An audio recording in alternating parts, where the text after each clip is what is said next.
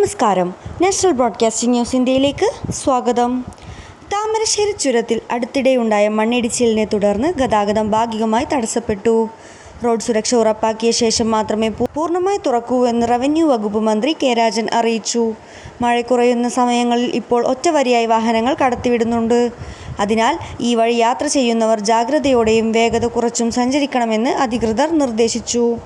അത്യാവശ്യമല്ലാത്ത യാത്രകൾ ഒഴിവാക്കണമെന്നും ഭാരം കൂടിയ വാഹനങ്ങൾ കുറ്റ്യാടി, നാടുകാണി ചുരങ്ങളും കണ്ണൂർ റോഡും ഉപയോഗിക്കണമെന്നും ജില്ലാ കളക്ടർ നിർദ്ദേശിച്ചിട്ടുണ്ട്.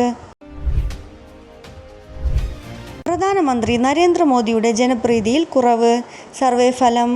ന്യൂഡൽഹി.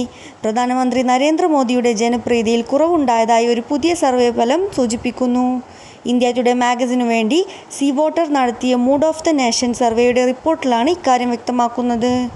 ഫെബ്രുവരിയിൽ നടത്തിയ സമാന സർവേയിൽ 62% ആളുകളാണ് മോദിയുടെ പ്രകടനം മികച്ചതാണെന്ന് അഭിപ്രായപ്പെട്ടതെങ്കിൽ ഓഗസ്റ്റിൽ അത് 58% കുറഞ്ഞു.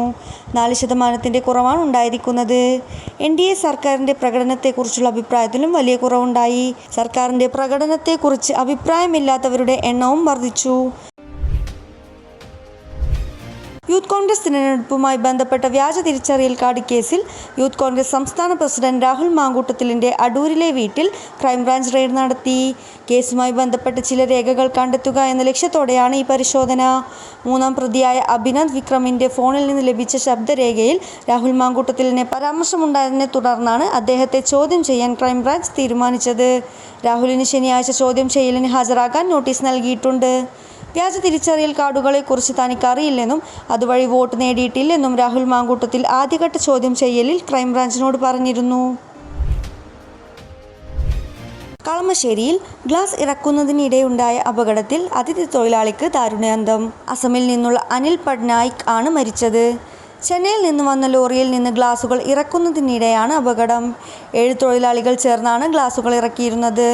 അവസാനത്തെ കെട്ട് ഇറക്കുന്നതിനിടെ ഗ്ലാസ് ഷീറ്റുകൾ അദ്ദേഹത്തിൻ്റെ ശരീരത്തിലേക്ക് വീഴുകയായിരുന്നു. കൂടുതൽ അപ്ഡേറ്റ്സിനായി കാത്തിരിക്കുക. National broadcasting news India. നന്ദി.